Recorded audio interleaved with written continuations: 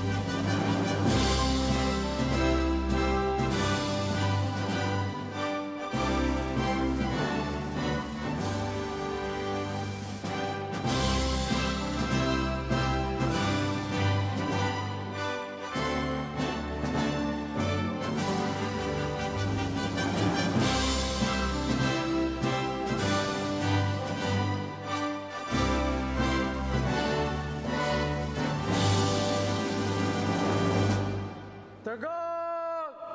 Gerak.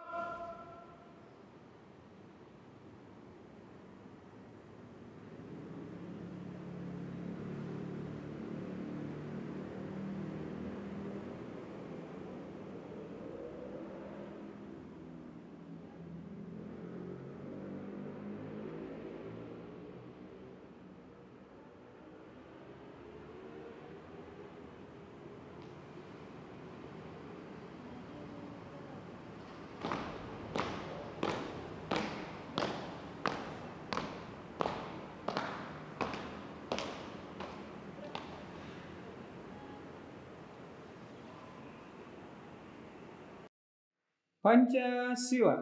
1. Ketuhanan yang Maha Esa. 2. Kemanusiaan yang adil dan beradab. 3. Persatuan Indonesia. 4. Kerakyatan yang dipimpin oleh hikmat kebijaksanaan dalam permusyawaratan perwakilan. 5. Keadilan sosial bagi seluruh rakyat Indonesia. Undang-Undang Dasar Negara Republik Indonesia tahun 1945. Pembukaan. Bahwa sesungguhnya kemerdekaan itu ialah hak segala bangsa, dan oleh sebab itu maka penjajahan di atas dunia harus dihapuskan, karena tidak sesuai dengan peri kemanusiaan dan peri keadilan. Dan perjuangan pergerakan kemerdekaan Indonesia telah sampailah kepada saat yang berbahagia dengan selamat sentosa mengantarkan rakyat Indonesia ke depan pintu gerbang kemerdekaan negara Indonesia yang merdeka, bersatu, berdaulat, adil, dan makmur. Atas berkat rahmat Allah yang Maha Kuasa dan dengan didorongkan oleh keinginan luhur supaya berkehidupan kebangsaan yang bebas, maka rakyat Indonesia menyatakan dengan ini kemerdekaannya. Kemudian daripada itu, untuk membentuk suatu pemerintah negara Indonesia yang melindungi segenap bangsa Indonesia dan seluruh tumpah darah Indonesia, dan untuk memajukan kesejahteraan umum, mencerdaskan kehidupan bangsa, dan ikut melaksanakan ketertiban dunia yang berdasarkan kemerdekaan, perdamaian abadi, dan keadilan sosial, maka disusunlah kemerdekaan kebangsaan Indonesia itu dalam suatu Undang-Undang Dasar Negara Indonesia yang terbentuk dalam suatu susunan negara Republik Indonesia yang berkedaulatan rakyat dengan berdasar kepada ketuhanan yang Maha Esa, kemanusiaan yang adil dan beradab, persatuan Indonesia, dan kerakyatan yang dipimpin oleh hikmat kebijaksanaan dalam permusyawaratan perwakilan, serta dengan mewujudkan suatu keadilan sosial bagi seluruh rakyat Indonesia. Selamat pagi dan salam sejahtera untuk kita semuanya. Yang saya hormati Bapak dan Ibu Guru serta karyawan, yang saya cintai dan saya banggakan seluruh siswa-siswi Semak Penabur Harapan Indah, mulai dari kelas 10 sampai kelas 12. Selamat datang di ruang virtual ini.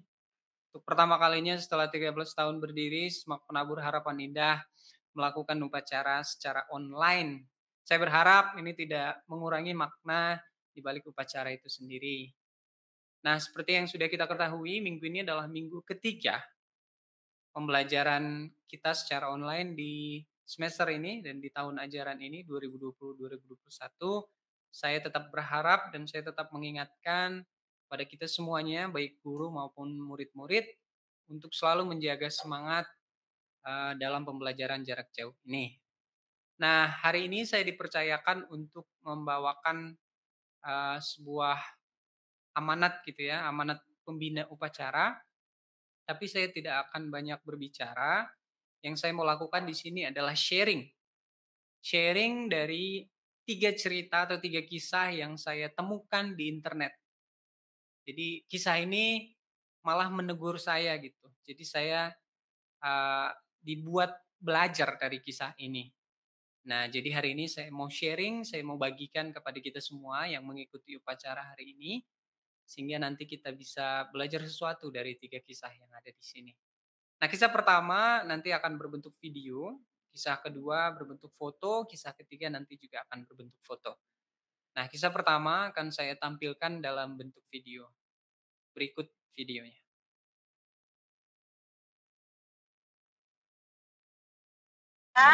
Silakan ditanyakan lewat radio. Ibu kasih waktu 30 menit untuk mengerjakan. Setelah itu kalian antar ke sekolah ya. Satu-satu. Jangan lupa maskernya dipakai. Ganti. Ibu misalnya kanjura dan ibu kembangkan ide-ide tokoh berikut menjadi sebuah paragraf. Dan ibu demiris kerjaan ibu ganti.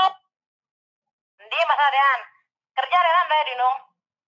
Kerja halaman 5 Mbak Dinung. Nanti ada di belakangnya nanti. Itu nanti pada halaman 6 itu ibu akan suruh kalian berdiskusi. Nah, karena kita belajar di rumah, nggak mungkin kalian berdiskusi dengan teman. Jadi ibu akan suruh kalian berdiskusi dengan orang tua kalian ya. Ganti. Ya, itu tadi video pertama ya. Nah, saya masih akan menampilkan 2 gambar yang masih dalam kisah yang sama tentang yang ada di dalam video yang tadi. Ini gambar pertamanya, dan ini gambar keduanya. Gitu ya, jadi gambar ini menceritakan kepada kita bagaimana suasana belajar melalui alat HT ya. Itu kisah pertama. Nah, kisah kedua adalah seorang guru yang mendatangi rumah muridnya. Ya. Jadi gurunya yang datang ke tempat muridnya gitu. Jadi bukan muridnya yang datang ke tempat gurunya. Itu kisah yang kedua. Sementara kisah yang ketiga adalah muridnya yang mendatangi gurunya. Tapi bukan semua muridnya ya, tapi salah satu murid. Kalian boleh baca kisahnya ada di internet. Nah, semua foto dan video yang sudah saya tampilkan tadi kepada kalian adalah kejadian sebenarnya. Jadi bukan rekayasa, bukan skenario gitu ya. Itu semua adalah kejadian yang sebenarnya. Saya sengaja tidak menyebut tempatnya atau namanya orangnya gitu ya, nama muridnya atau nama gurunya saya sengaja tidak sebutkan karena kalian bisa mencari sendiri. Jadi supaya kalian nanti bisa membaca atau mencari whole story-nya. Mudah-mudahan kalian bisa belajar hal lain yang saya juga pelajari dari kisah ini tadi gitu ya. Nah, apa 3 persamaan dari 3 kisah tadi? Menurut saya ada 3 persamaan dari 3 kisah tadi. Yang pertama adalah gurunya semangat untuk mengajar. Itu dulu, gurunya semangat. Gitu kan? Terlihat sekali dari video dan gambar-gambar tadi, gurunya semangat untuk mengajar. Nah, yang kedua, muridnya belajar, semangat untuk belajar. Oke? Jadi yang pertama gurunya semangat untuk mengajar, yang kedua muridnya semangat untuk belajar. Dan yang ketiga, murid dan gurunya sama-sama belajar. Gitu ya. Jadi apa fokusnya? Belajar. Gitu. Jadi yang menarik dari 3 kisah tadi bukan keterbatasan fasilitas. Itu sudah banyak dibahas oleh media massa gitu atau televisi. Atau orang-orang politik sering membahas soal keterbatasan itu. Kalau saya membahasnya dari sisi politik, maka saya dengan mudah akan mengkritik pemerintah gitu, bahwa pemerintah tidak bekerja dengan baik gitu kan, masa fasilitasnya tidak dilengkapi gitu kan. Tapi saya nggak mau melihat dari sisi itu. Saya mau melihat dari apa fokus anak-anak dan guru yang ada di 3 kisah tadi. Fokusnya cuma satu, mereka mau belajar. Belajar dan belajar, itu fokusnya. Nah, kalau kita punya fokus, dalam hal ini tadi belajar, kalau kita berfokus untuk belajarnya, artinya kita secara perlahan mampu mengabaikan keadaan, gitu ya, fasilitas, kemudian ruang belajar, gitu kan. Ya kita bisa menomorduakan itu, gitu. Karena kita fokusnya, tujuannya satu. Saya fokusnya belajar. Nah, termasuk di keadaan-keadaan sekarang, di keadaan pandemi seperti sekarang, kita tidak bisa untuk berkumpul di satu ruang rame-rame gitu ya. Kita dibatasi oleh uh, ruang online dan tidak online gitu. Tapi harusnya kita punya fokus yang sama. Fokusnya adalah belajar.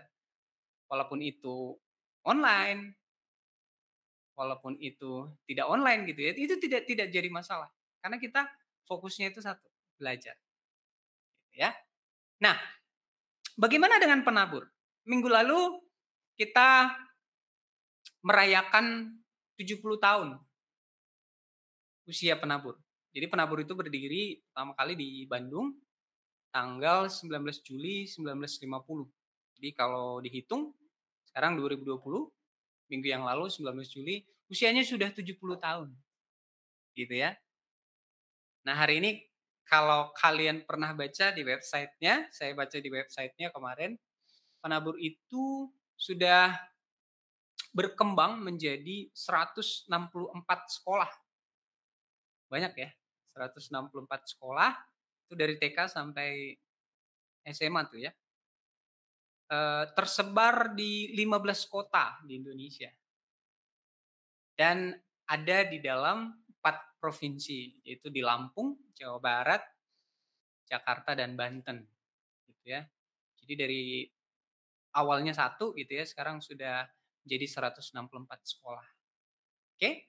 Nah, kita menjadi bagian dari penabur itu. Apa fokus saya sebagai seorang murid penabur? Kan gitu. Nah, penabur itu atau siswa penabur adalah kalian atau saya juga sebagai guru yang selalu haus akan ilmu gitu. Itu fokusnya saya.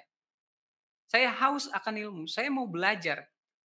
Saya mau belajar dimanapun, kapanpun, dan bersama siapapun.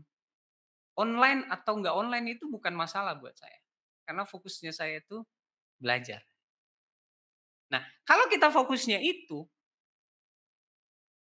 kita adalah belajar, fokusnya kita adalah haus akan ilmu gitu. Setiap hari kita mau belajar hal-hal baru dengan segala macam keterbatasannya. Karena di masa pandemik ini semuanya terbatas. Bukan hanya yang di pelosok, kita juga terbatas. Ya kan? Tapi kita mau fokus ke satu tujuan. Ya. Akhirnya nanti ketika kita fokus, haus akan ilmu, mau belajar, kita akan menjadi pribadi-pribadi atau insan-insan yang tangguh. Tangguh dong. Karena gua nih misalnya, gitu ya, kalian berbicara gitu ke dalam diri kalian sendiri. Gua nggak peduli. Gua mau online, gua nggak peduli. Gitu. Pokoknya gua mau belajar. Kalian secara tidak sadar nanti akan akan terbentuk pribadinya menjadi pribadi yang tangguh. Gitu ya. Lalu kalau kalian mau belajar, belajar hal-hal yang baru, haus akan ilmu gitu ya, kalian menjadi orang yang berpikiran terbuka. Gitu, berpikir secara global. Saya senang kemarin bahwa ketika ada gerakan Black Lives Matter misalnya yang ada di Amerika, beberapa dari kalian, bahkan beberapa dari kakak alumni kalian posting di Instagramnya, di sosial medianya, ikut untuk mendukung gerakan-gerakan anti rasisme seperti itu. Itu kan berarti kalian berpikiran terbuka, berpikiran universal. Humanismenya kalian tuh berkembang. Itu kan bagus. Ya.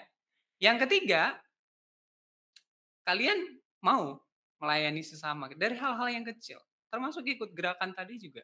Itu termasuk share with society. Dan yang terakhir adalah, kalau kita tadi punya fokusnya, semua kita lakukan untuk apa? Untuk Tuhan kita.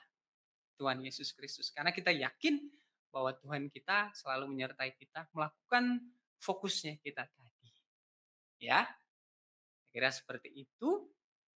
Teman-teman, jadi saya berharap bahwa di usia yang baru ini, berarti kita menjalani usia ke-71 ya. Saya berharap kita tetap menjadi bagian dari penabur, baik itu guru maupun murid, terutama kalian para murid gitu ya, untuk mau selalu fokus dalam belajar. Haus akan ilmu. Kalian bisa hubungi guru, bisa belajar dari internet, punya banyak waktu gitu ya, untuk mengeksplor diri kalian, walaupun dari rumah, itu nggak masalah. Yang penting kalian tahu persis fokusnya apa. Gitu ya. Sehingga nanti ketika kalian sudah selesai menjalani pendidikan di SMA gitu, kalian masuk ke dalam masyarakat yang sesungguhnya, kalian sudah menjadi manusia penabur yang punya profil tadi. Tangguh, berpikiran terbuka, mau melayani, tapi tetap dalam koridor percaya kepada Tuhan Yesus Kristus. Ya, semoga semangat ini kita tetap pegang dan menjadi profil kita untuk siapapun yang menganggap dirinya adalah bagian dari penabur. Baik itu murid ataupun guru. Oke? Selamat belajar teman-teman, tetap fokus pada tujuan kita.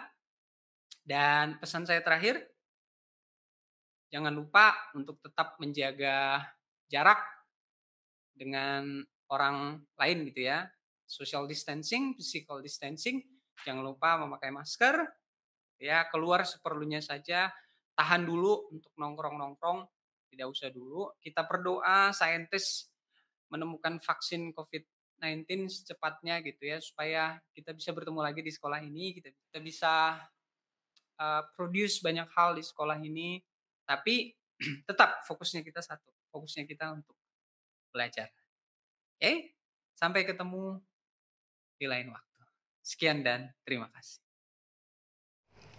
Janji siswa 1. Takwa terhadap Tuhan Yang Maha Esa. Cinta terhadap tanah air dan bangsa. Setia kepada Pancasila dan Undang-Undang Dasar 1945. 2.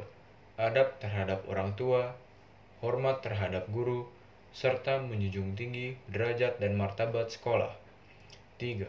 Belajar dengan sungguh-sungguh sebagai bekal masa depan bangsa. 4.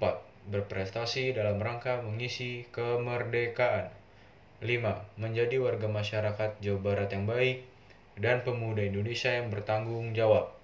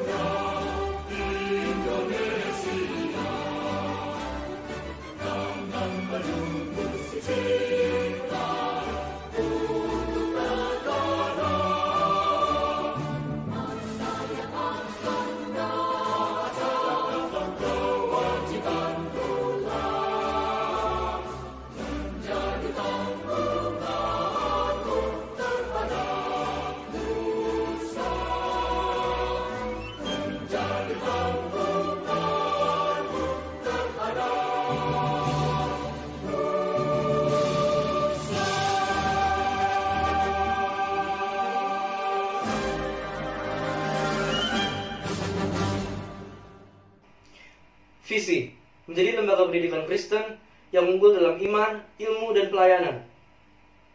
Misi, mengembangkan potensi peserta didik secara optimal melalui pendidikan dan pengajaran bermutu berdasarkan nilai-nilai Kristiani.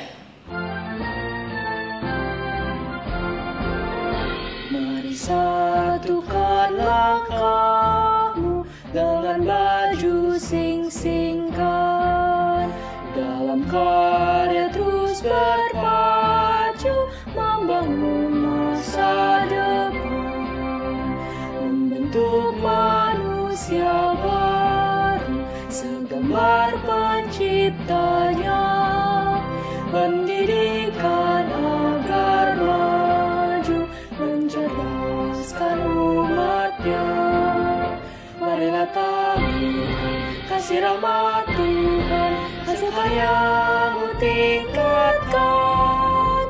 Marilah amalkan yang Tuhan sabdakan untuk misi pembangunan. Bertekunlah dan belajar, hai teruna harapan. Hormat pada sang pengajar, ucapnya perhatikan. Taat pada orang tua dan janganlah takabur. Timba ilmu yang berguna diberikan penabur. Marilah taburkan kasih rahmat Tuhan, hasil karyamu tingkatkan. Marilah amalkan yang Tuhan sabdakan untuk misi pembangunan. Kristus sudah beri teladan kasih pada manusia. Dia rela mengorbankan dirinya bagi dunia. Mari kita menyatakan dan masyurkan kasih-Nya.